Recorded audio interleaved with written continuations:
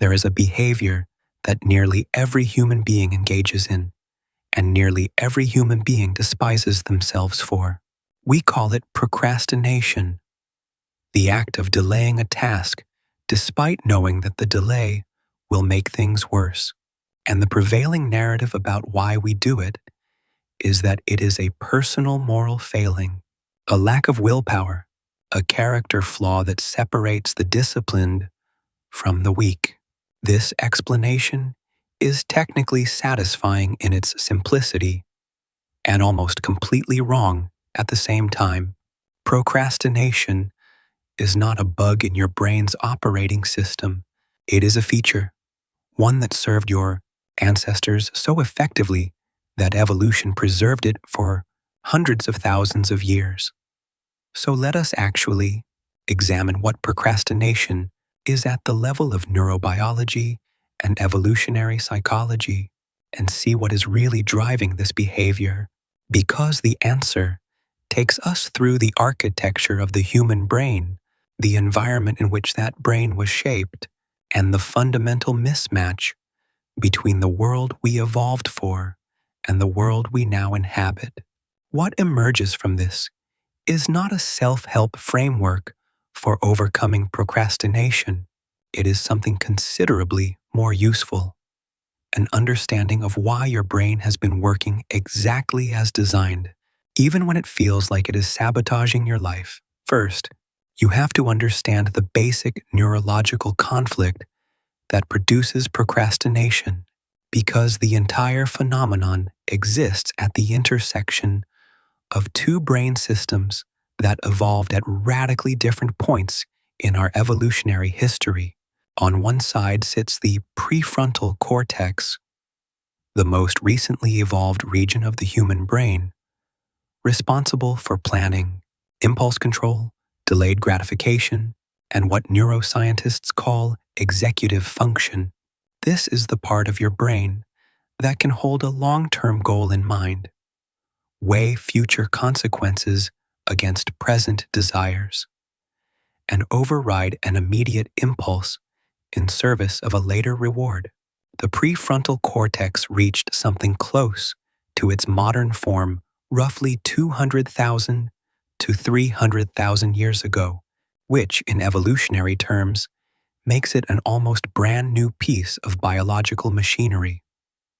On the other side sits the limbic system, a collection of structures including the amygdala, the hippocampus, and the nucleus accumbens that evolved hundreds of millions of years earlier and is shared in some form with virtually every vertebrate on the planet.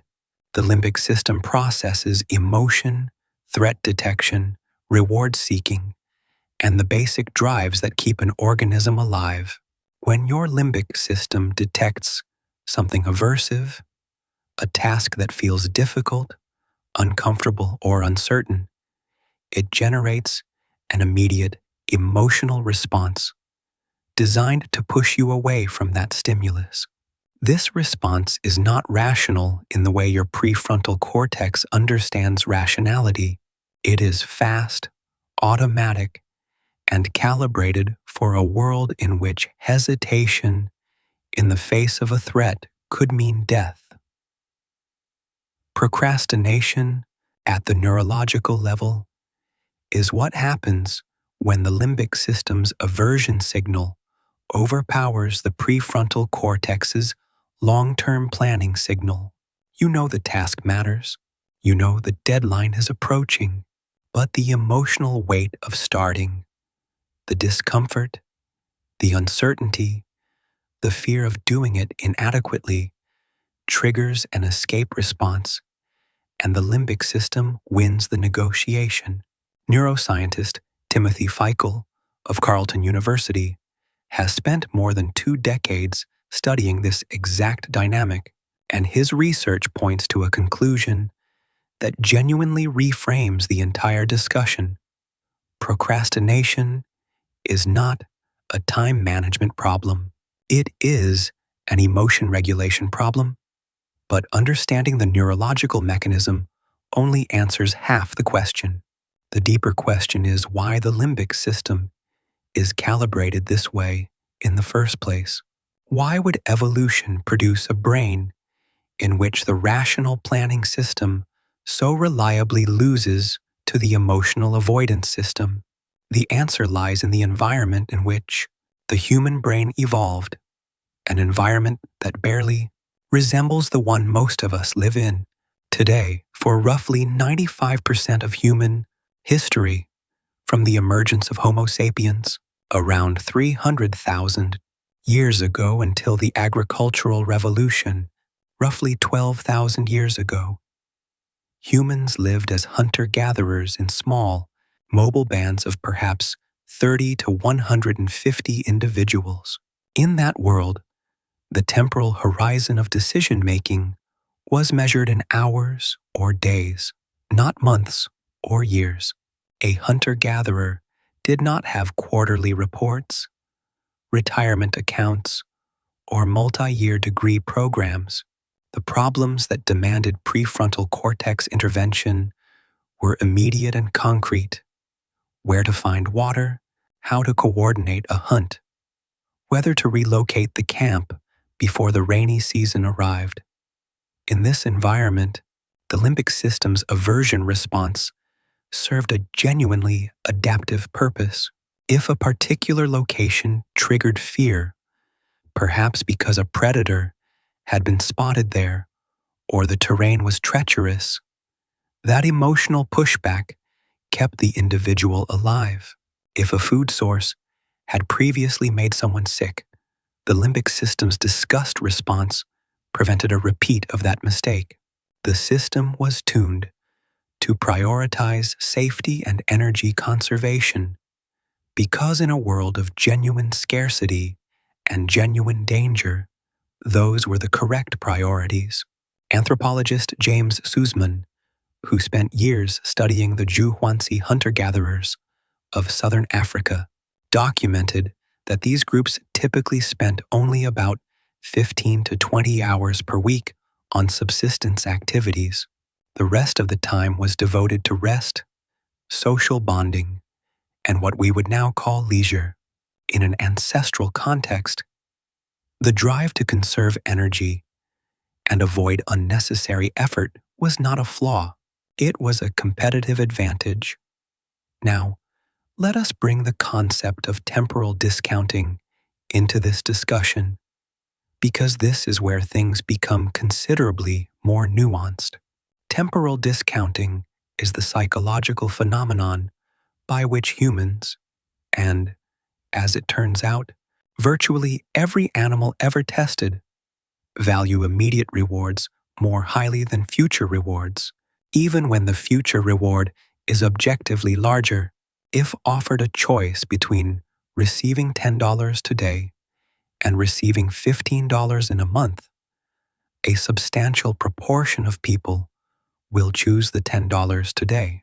The future reward has been discounted relative to the present one. From a modern perspective, this looks irrational, but in the ancestral environment, temporal discounting made perfect evolutionary sense. A hunter-gatherer who consistently passed up immediate caloric opportunities in favor of hypothetical future gains was a hunter-gatherer who starved before those future gains ever materialized. The future was genuinely uncertain in ways the modern world has largely eliminated. Predators, disease, injury, and intergroup conflict meant that the probability of surviving to collect a delayed reward was substantially lower than it is for a human living in a developed country today. Researchers estimate that the annual mortality rate in hunter-gatherer populations was somewhere between 1.5 and 2.5%, meaning that in a band of 100 people, 1 or 2 would die every single year from causes that are now largely preventable. In that context, discounting the future was not a cognitive error. It was a statistically rational response to genuine uncertainty. The brain's dopamine system evolved to encode this exact logic.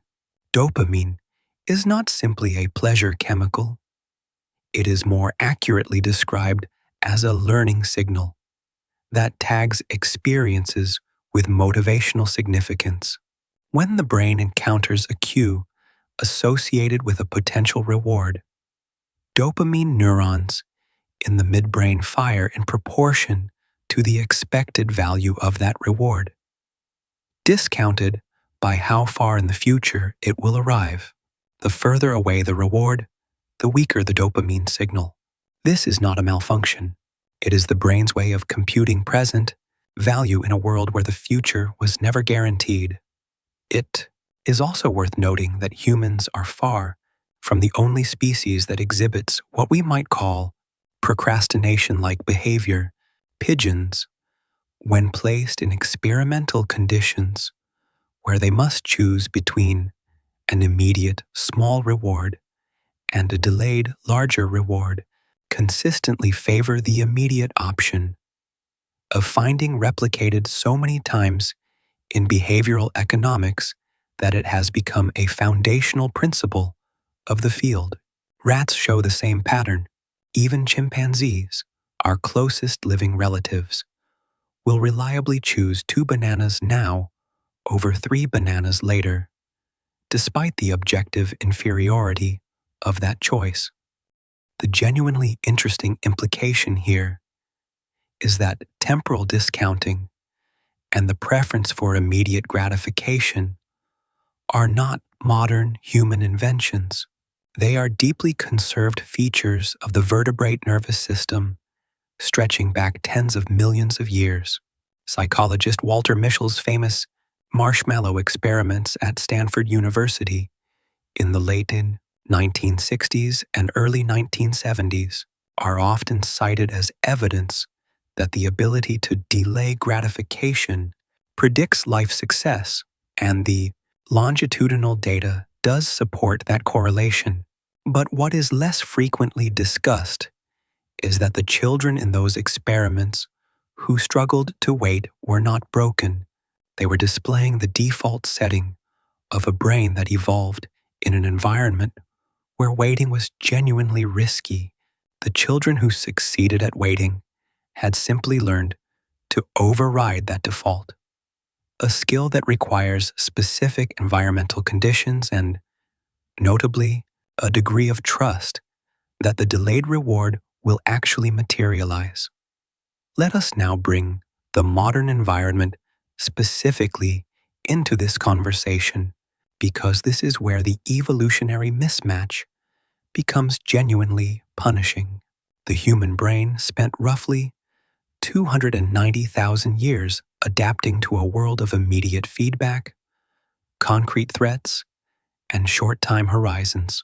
Then, in the span of roughly 12,000 years, an evolutionary blink, agriculture transformed human society, and in the span of roughly 200 years, the Industrial Revolution and the Information Age accelerated that transformation beyond anything the brain's ancient architecture could possibly anticipate.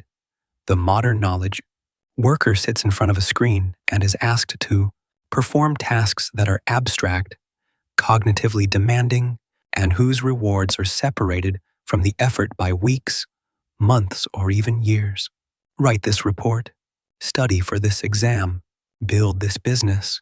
The limbic system, which evolved to evaluate threats and rewards on a time scale of seconds to hours, simply does not have the circuitry to process these distant incentives as motivationally real.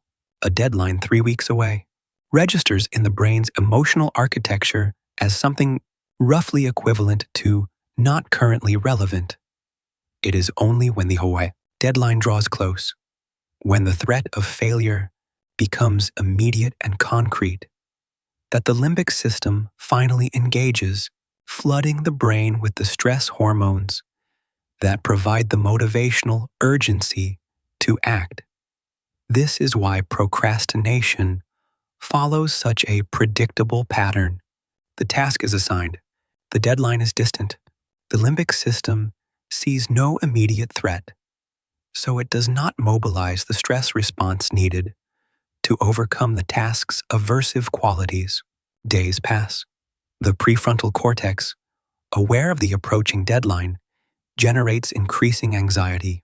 But the limbic system, calibrated for ancestral timescales, does not register this anxiety as actionable until the deadline is close enough to feel real. Then, finally, the panic sets in, and suddenly, the task that felt impossible for weeks gets completed in a frantic burst of last-minute productivity. Psychologist Piers Steele of the University of Calgary, who conducted a meta-analysis of more than 200 procrastination studies involving over 30,000 participants, found that this pattern is remarkably consistent across cultures, age groups, and professions. The closer a deadline gets, the more aversive the task becomes, and simultaneously, the more motivationally urgent it becomes. The intersection of these two curves is where the work finally happens. Now, let us bring this entire discussion into sharper contrast with the modern world, because the environment most of us inhabit today is not merely different from the ancestral environment. It is actively designed to exploit the very neurological tendencies that produce procrastination. The smartphone in your pocket, the social media feed you scroll through, the notification that pulls your attention away from work. These are not neutral technologies. They are precision-engineered distraction engines built by companies that have invested billions of dollars in understanding and exploiting the brain's dopamine circuitry. The average person now checks their phone approximately 96 times per day, roughly once every 10 minutes of waking life, according to research by the tech consulting firm Asurion. Each of those checks delivers a small, unpredictable reward, a like, a message, a piece of novel information. This is the exact same reward structure, intermittent variable reinforcement, that makes slot machines addictive. The limbic system, which already struggles to prioritize distant rewards over immediate ones, is now competing not just with the natural temptation to rest or socialize, but with a supernormal stimulus deliberately designed to hijack its attention. The result is a feedback loop in which procrastination becomes not just easier, but almost inevitable. The task is abstract and its reward is distant. The distraction is concrete and its reward is immediate. The limbic system, following programming that served our ancestors for hundreds of thousands of years, makes the only choice it was ever designed to make. Here is what all of this adds up to, and it is genuinely worth sitting with. The narrative that procrastination is a personal failure, a sign of laziness, a lack of discipline, a character flaw, is not merely unhelpful. It is factually incorrect.